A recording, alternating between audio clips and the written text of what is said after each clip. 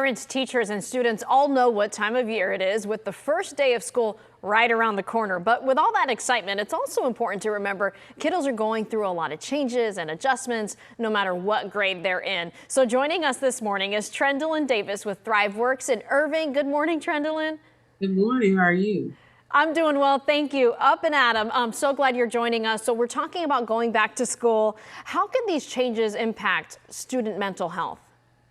Well, Adriana, in all kinds of ways it can, right? So you got the new bus routes, you got new school, you got new teachers, you got friends, right? So with all of that going on, it increases a lot of anxiety, a lot of stress, there's a lot of worries. So you do want to be kind of cautious on how they're feeling as well when they're starting back to school.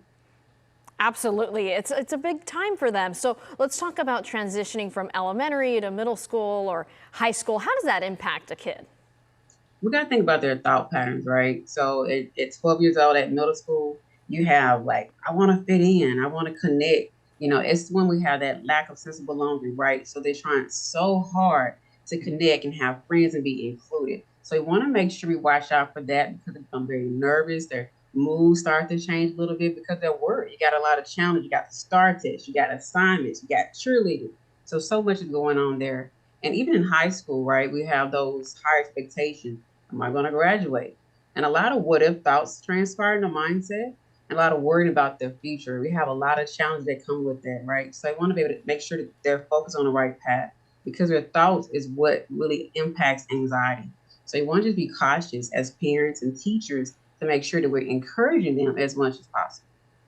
Absolutely. And with social media and phones now, it just adds a whole other layer of anxiety, I'm sure. But what can those younger students do to cope with feelings that these transitions tend to bring up? So what I'm thinking, Adriana, we need to be able to apply more relaxed time, right?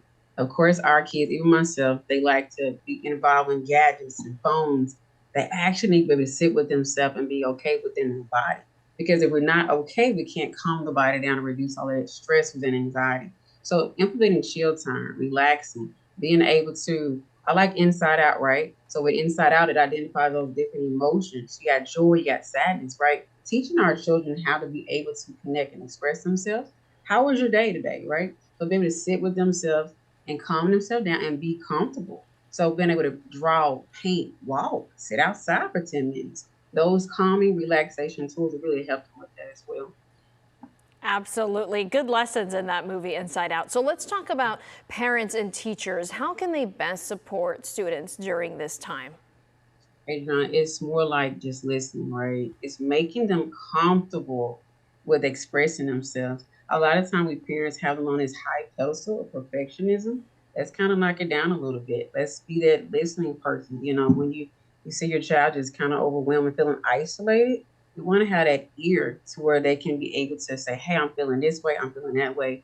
When they get home, not chores, not this. Let them relax a little bit first and then allow them to do those things because that really would help in all kinds of ways as well. Listening, that's so important. Trendalyn, thank you so much for joining us this morning, sharing your insight with our viewers.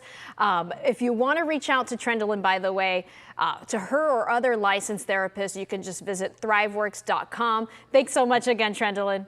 No problem. Have a good day. Thank you so much.